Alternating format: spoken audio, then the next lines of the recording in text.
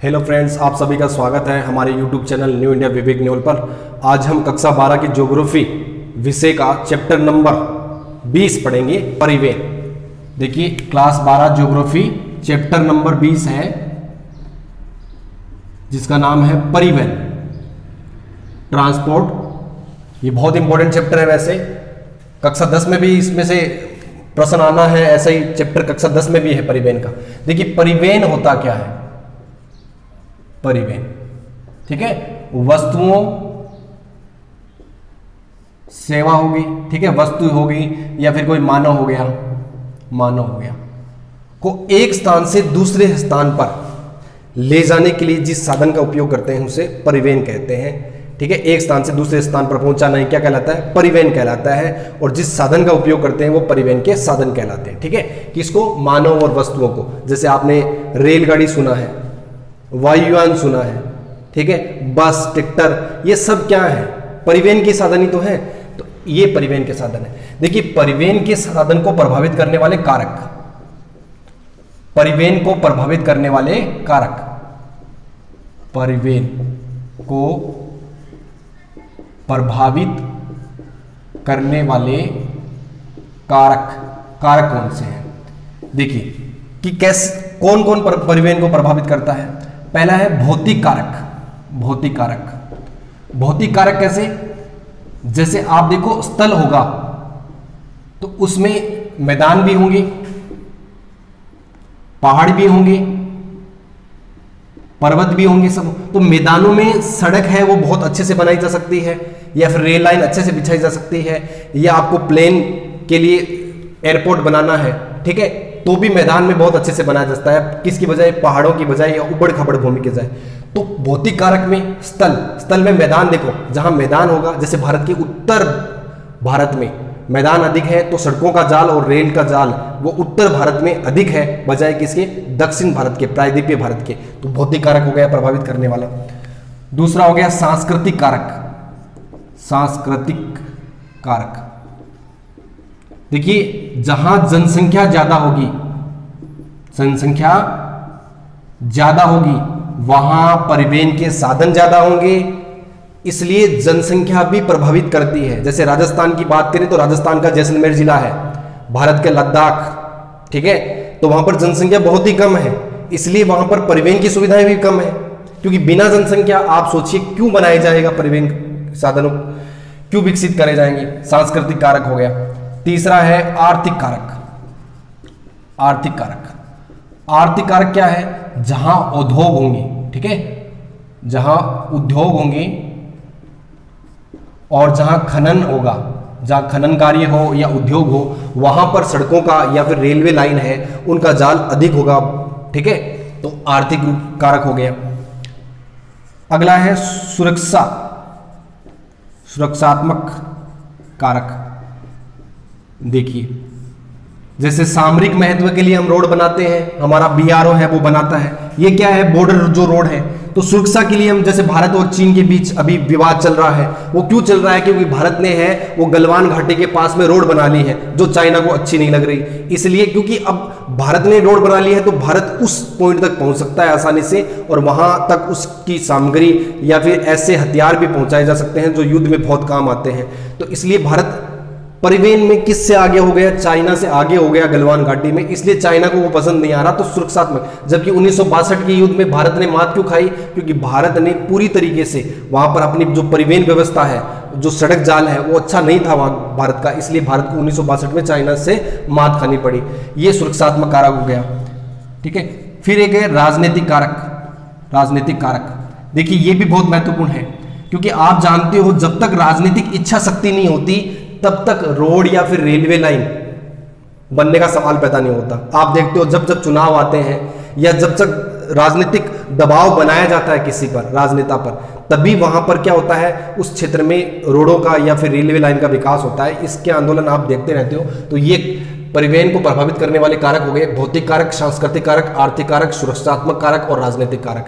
अब ये देखिए, परिवहन को हम विभाजित कैसे करें? परिवहन, ठीक है, तो हम देख सकते हैं परिवहन को हम 3 भागों में बांट सकते हैं।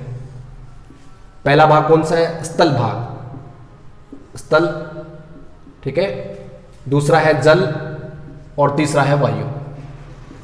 स्थल, जल और वायु। स्थल की बात करें तो स्थल में हम क्या क्या बना सकते हैं, देखिए इसको भी हम 3 भागों में बांट सकते हैं। एक तो हम सड़क बना सकते हैं, सड़क, ठीक है। दूसरा हम क्या कर सकते हैं, पाइपलाइन है, पाइपलाइन भी, पाइपलाइन। और तीसरा है रेल, रेल, ठीक है। ये किसके अंदर है, स्थल के अंदर। जल की बात करें तो आंतरिक जल मार्ग हो सकते हैं, जैसे देश के अंदर ही नदियों में चलने वाले, या फिर समुद्री हो सकते हैं, समुद्री या महासागरों में चलने वाले, ठीक है, महासागरीय, सागरीय। वायुयान की बात करें तो जैसे जयपुर से दिल्ली के बीच में चलता है तो हम उसको कहेंगे राष्ट्रीय वायु सेवा, और यदि लंदन से दिल्ली के बीच चलता है तो उसे कहेंगे अंतर्राष्ट्रीय वायु सेवा। तो इस प्रकार से हम इसको विभाजित कर सकते हैं। फिर हम सड़क की बात करें तो सड़क में भी अलग अलग बांटा जा सकता है, क्योंकि सड़कें भी अलग अलग प्रकार की होती हैं। जैसे सबसे ऊपर हम बात करें तो जो NHAI बनाता है, ठीक है, national highway, national highway, national highway अलग अलग बांट देते हैं। स्टेट हाईवे, ठीक है, NH national highway, state highway. फिर जो मेजर डिस्ट्रिक्ट रोड आती हैं उनको MDR कहते हैं। उसके बाद में MDR के बाद में प्रधानमंत्री ग्राम सड़क योजना, प्रधानमंत्री ग्राम सड़क योजना, इसके तहत जो रोडें बनती हैं गांव को गांव से या फिर गांव को शहर से जोड़ना, या फिर BRO बॉर्डर रोड ऑर्गेनाइजेशन के तहत जो रोडें बनती हैं उनको हम पढ़ेंगे। अब देखिए सड़क की बात करें, सड़क की बात करें तो भारत में अभी वर्तमान से ही नहीं, बहुत पहले समय से ही सड़क बनती आ रही हैं। आप ध्यान रखना, आपको जो भारत का NH फर्स्ट और NH सेकंड है, ठीक है, NH फर्स्ट है कोलकाता से दिल्ली, दिल्ली, फिर सेकंड है दिल्ली से अमृतसर। तो ये जो रोड बनी है ये किसके द्वारा बनाई गई थी, शेरशाह सूरी द्वारा, शेरशाह सूरी द्वारा। इसको हम ग्रैंड ट्रंक रोड कहते हैं, जो लाहौर तक गई है, बहुत लंबी लंबी सड़कें बनाई थी शेरशाह सूरी ने। तो ये हम पहले से ही ये परिवहन के साधनों का विकास करते आए हैं। लेकिन वर्तमान में क्या है, देखिए आपको यदि कृषि उत्पाद है, कृषि व उद्योगों को गति देनी है, गति देने के लिए क्या करना पड़ेगा, सड़क परिवहन का विकास या परिवहन के साधनों का विकास करना ही पड़ेगा। यदि कृषि और उद्योग के जो उत्पाद हैं उनको बाजार तक पहुंचाना है तो आपको परिवहन के साधनों का विकास करना ही पड़ेगा। अब देखिए सड़क परिवहन के क्या फायदे हैं, सड़क परिवहन के क्या फायदे हो सकते हैं। सड़क परिवहन है, अब देखो, एक तो सड़क परिवहन सस्ता है, सस्ता है, सड़क परिवहन क्या है, सस्ता है। एक, कहीं पे भी रोका जा सकता है, ठीक है, तो कम दूरी में, कम दूरी के लिए उत्तम है, उत्तम परिवहन साधन है। घर घर तक पहुंच है, घर घर तक पहुंच है।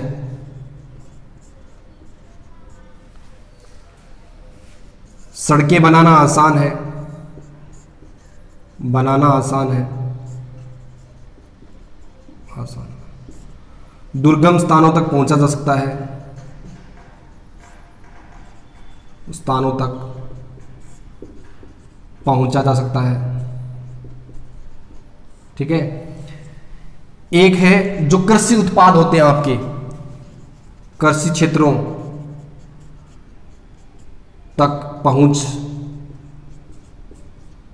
जैसे सब्जियां वगैरह आप देखते हो जल्दी खराब होने वाली, तो वो सड़क परिवहन से ही जल्दी लाई जाती हैं। तो ऐसे बहुत सारे फायदे हैं, ठीक है। कम खर्चा आता है, जो सड़क परिवहन जो आप रोड बनाओगे उसमें लागत कम आती है, रख रखाव खर्चा कम है।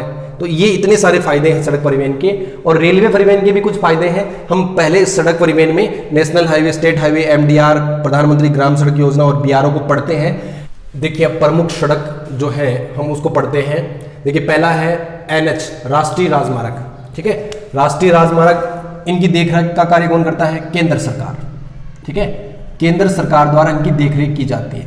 ये संपूर्ण जो सड़क मार्ग है उसका 2% है, लेकिन परिवहन की बात करें तो यहाँ पर परिवहन का 40%, मतलब सड़क परिवहन का 40% परिवहन है वो राष्ट्रीय राजमार्ग द्वारा किया जाता है।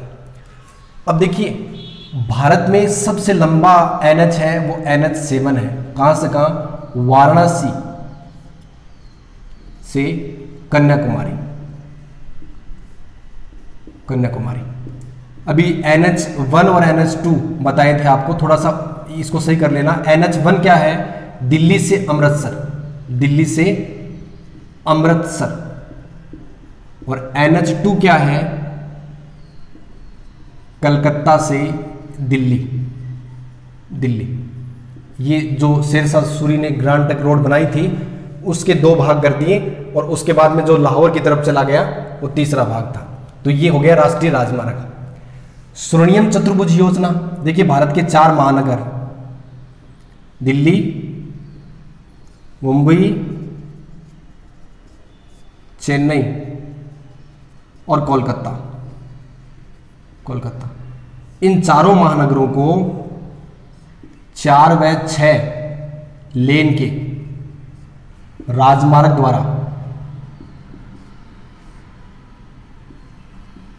द्वारा जोड़ने की योजना किसके द्वारा चलाई गई? भारत के पूर्व प्रधानमंत्री अटल बिहारी वाजपेयी। ये उनकी महत्वाकांक्षी योजना थी। इससे फायदा क्या होगा? देखिए, महानगरों के बीच परिवहन लागत कम आएगी,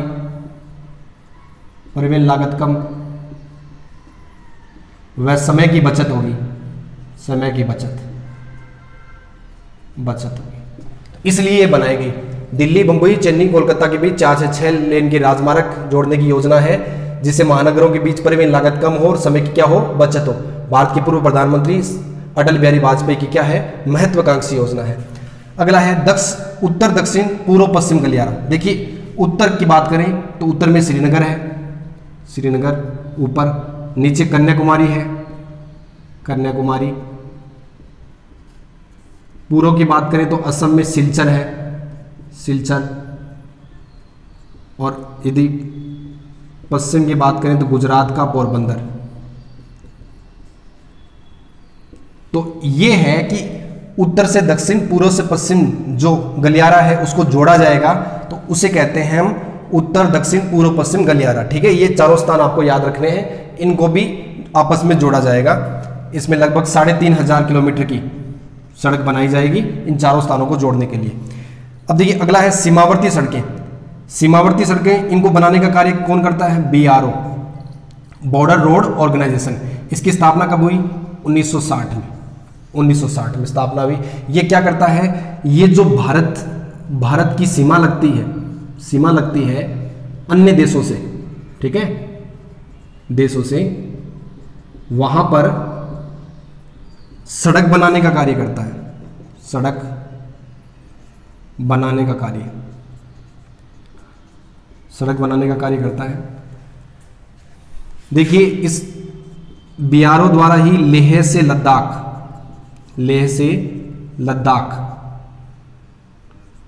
दुनिया की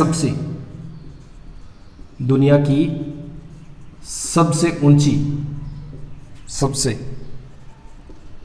ऊंची सड़क बनाई गई। तो ये आपको ध्यान रखना है। BRO की स्थापना कब हुई? 1960 में। BRO का फुल फॉर्म क्या है? बॉर्डर रोड ऑर्गेनाइजेशन, सीमा सड़क संगठन।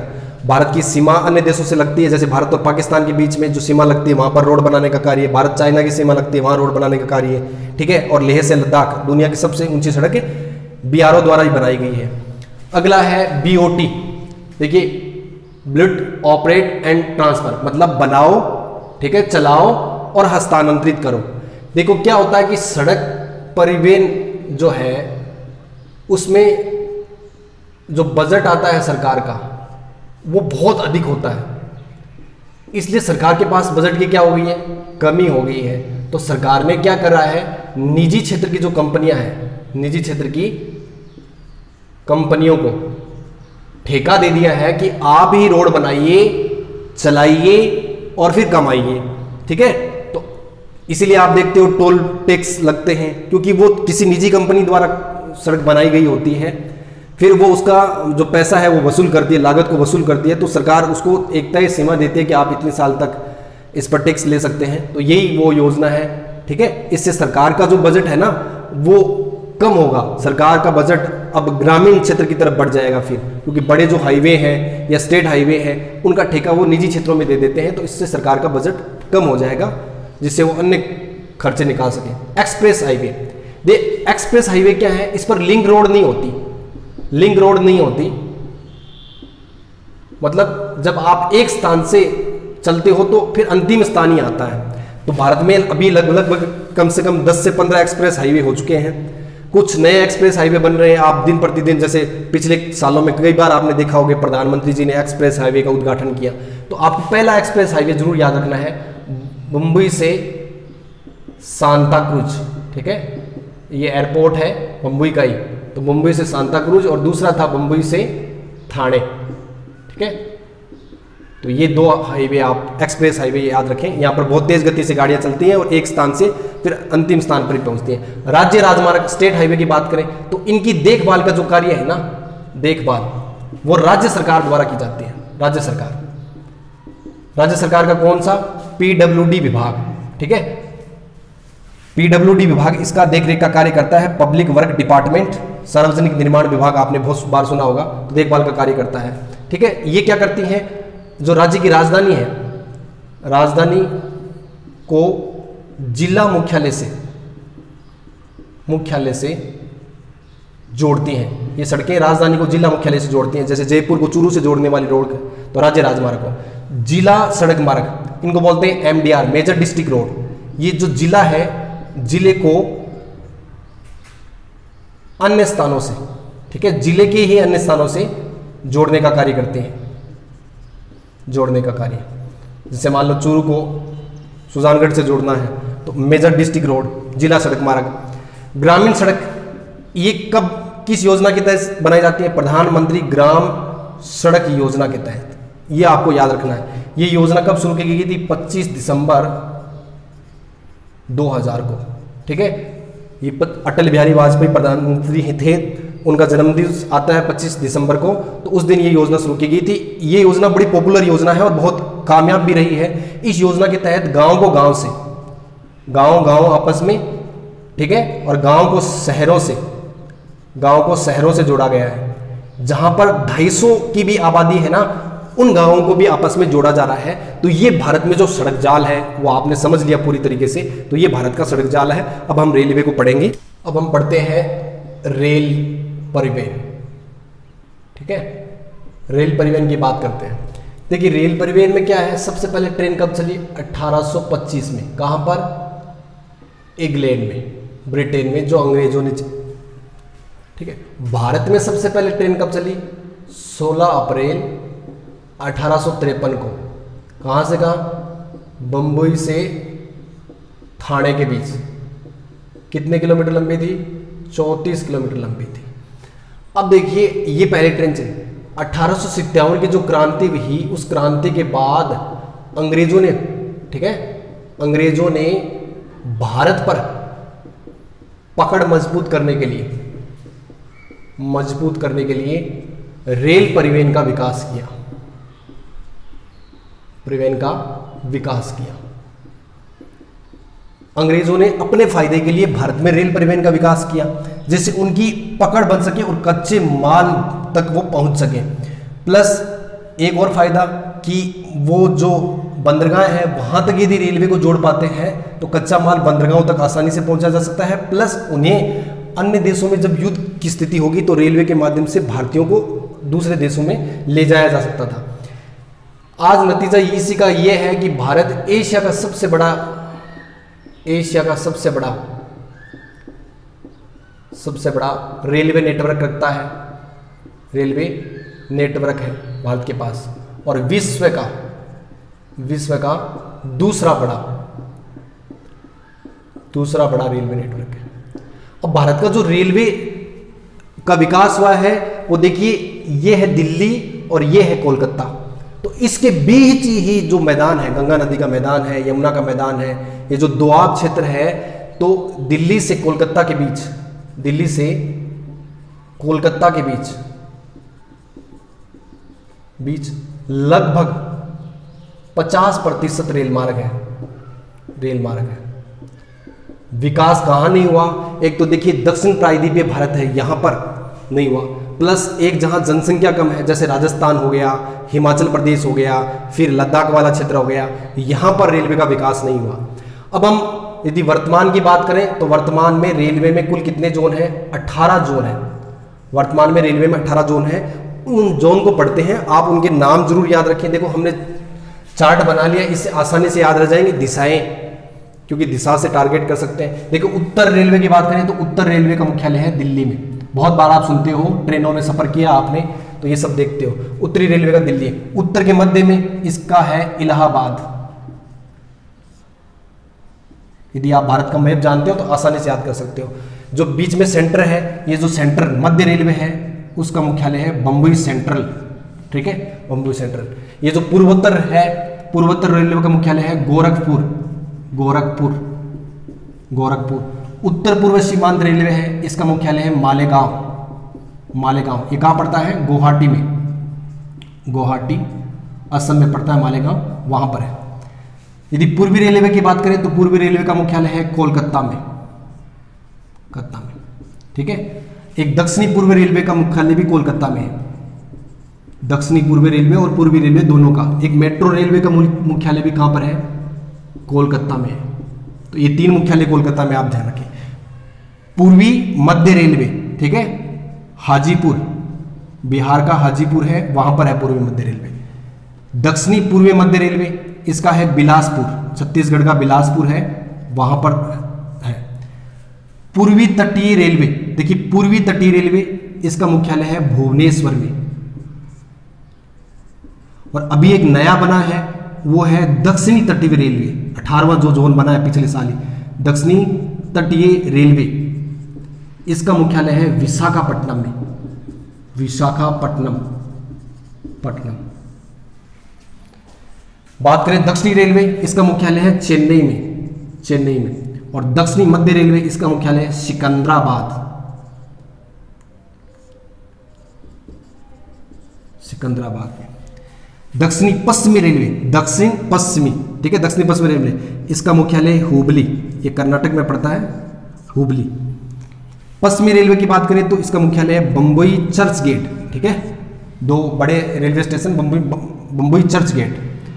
पश्चिमी मध्य रेलवे की इसकी बात करें तो इसका मुख्यालय है जबलपुर, जबलपुर, ठीक है, मध्य प्रदेश में पड़ता है जबलपुर। और उत्तरी पश्चिमी रेलवे की बात करें तो ये है जयपुर में, उत्तरी पश्चिमी रेलवे, तो ये जयपुर में। तो ये 18 जोन हो गए, तो आपको इन 18 जोन को भी याद रखना है, ठीक है। बात करते हैं भारत की प्रमुख ट्रेनों की। देखिए पहला है गतिमान एक्सप्रेस, 5 अप्रैल 2016 को चलाई गई। कहां से कहां? दिल्ली के हजरत निजामुद्दीन स्टेशन से आगरा कैंट तक। इसकी क्या विशेषता है कि ये भारत की सबसे तेज ट्रेन है। इसने 100 मिनट में, ठीक है, 187 किलोमीटर की दूरी है उसको तय किया है। तो ये भारत की सबसे अधिक तेज गति से चलने वाली ट्रेन है, आप याद रखें इसको। गतिमान एक्सप्रेस कब चलाई गई? 5 अप्रैल 2016 को हजरत निजामुद्दीन दिल्ली से आगरा कैंट तक। फिर शान ए पंजाब एक्सप्रेस, इसकी क्या विशेषता है? 8 अप्रैल 2016 को ये भी चलाई गई। भारत की पहली ट्रेन जिसमें सीसीटीवी कैमरे लगे थे सब जगह, तो ये आपको ध्यान रखना है। हिमसागर एक्सप्रेस, ये भारत की सबसे लंबी दूरी तय करने वाली एक्सप्रेस है, जम्मू तवी से कन्याकुमारी, जम्मू तवी से कन्याकुमारी देश की सबसे लंबी एक्सप्रेस है। टेल्को रेल ट्रेन, ये क्या होती है? ये देखिए एक तय गति से चलती हैं, जैसे 150 किलोमीटर तय गति है इनकी, तो ये ट्रेनें हैं। और इनके जो स्टेशन होते हैं, जो ठहरने के स्थान होते हैं, वो बहुत कम होते हैं, निश्चित स्थान होते हैं। दिल्ली से बम्बई और मथुरा से पलवलन, 2 टेल्को रेल को अनुमति मिली है, दिल्ली से बम्बई और मथुरा से पलवलन तक की, ठीक है।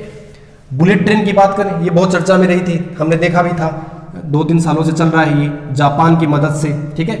जापान के प्रधानमंत्री शिंजो आबे कई बार भारत आ चुके हैं। तो बम्बई से अहमदाबाद से इसकी शुरुआत होगी, बम्बई से अहमदाबाद इसकी बुलेट ट्रेन की शुरुआत होगी। और 3 नई बुलेट ट्रेनें भी बात चल रही है कि 3 नए स्थानों को भी और जोड़े जाएंगे। पहला रेल विश्वविद्यालय, 2016 के बजट में एक रेलवे विश्वविद्यालय खोलने की बात कही गई। अब इसका निर्माण कार्य पूरा हो गया है, ये शुरू भी हो गया है वडोदरा में। ठीक है, तो आप ध्यान रखें, पहला रेलवे विश्वविद्यालय का है वडोदरा में। भारत की देखिए विरासत, भारतीय रेलवे है वो विरासत रेलवे में स्थान रखता है। तो 3 रेलवे जो विशेष हैं, माउंटेन रेलवे, ठीक है, पहाड़ी रेलवे, ये कहाँ पर है, दार्जिलिंग में। दार्जिलिंग कहाँ पड़ता है, पश्चिम बंगाल में, तो ये पहाड़ी क्षेत्र है, आपने फिल्मों में देखा हो इसको। नीलगिरी रेलवे, जो दक्षिण भारत की पहाड़ियाँ हैं उनमें नीलगिरी रेलवे है, वो भी विश्व विरासत में शामिल है। कालका शिमला रेलवे, कालका से शिमला तक जो ट्रेन चलती है, मोनो रेल चलती है, तो वो तीनों, तो माउंटेन रेलवे दार्जिलिंग, नीलगिरी, कालका शिमला रेलवे, ये 3 विरासत रेलवे हैं।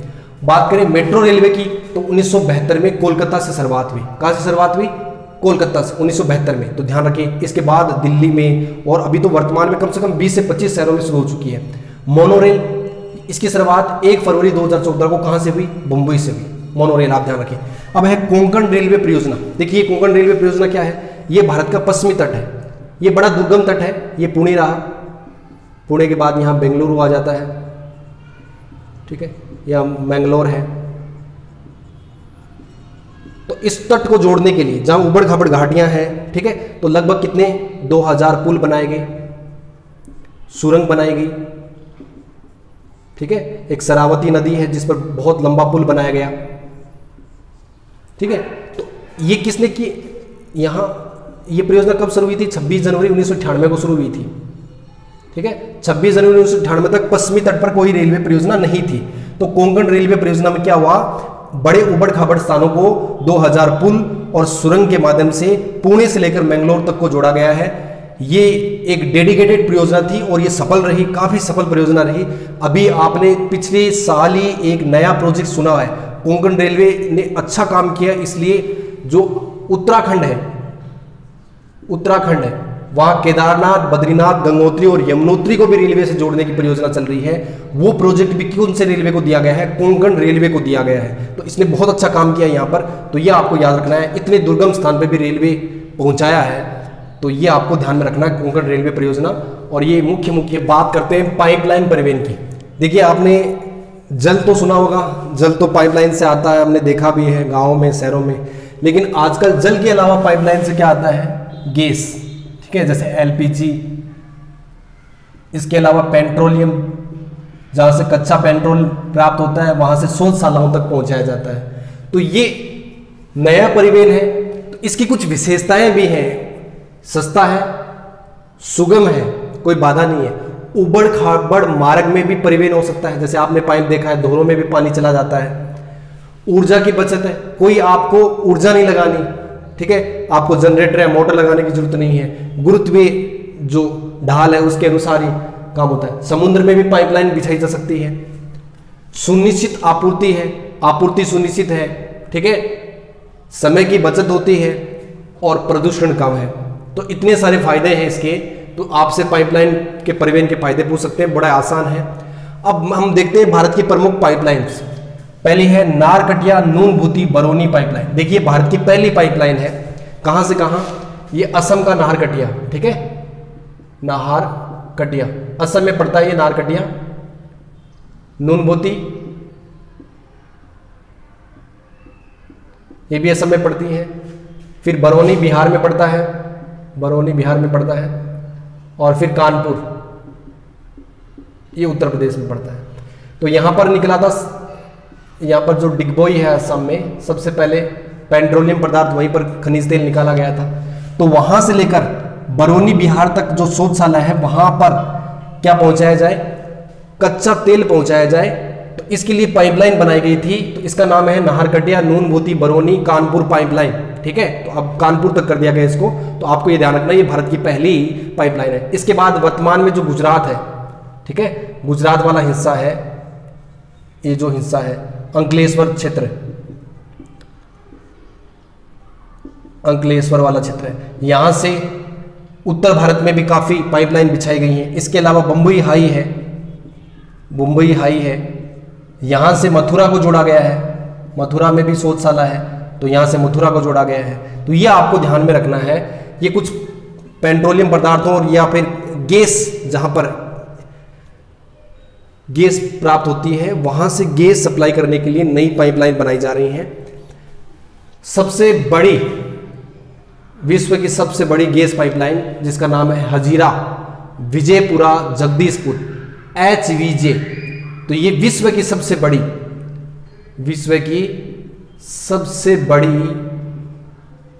गैस पाइपलाइन है ये पाइपलाइन। तो ये आपको ध्यान में रखना है, ये आपके लिए महत्वपूर्ण है। इसका फुल फॉर्म भी पूछा जा सकता है, HVJ या HBJ, विजयपुर भी बोलते हैं इसको, ठीक है। तो हजीरा विजयपुरा जगदीशपुर ये विश्व की सबसे बड़ी गैस पाइपलाइन है और ये भारत की सबसे पहली नारकटिया नूनभूति बरौनी पाइपलाइन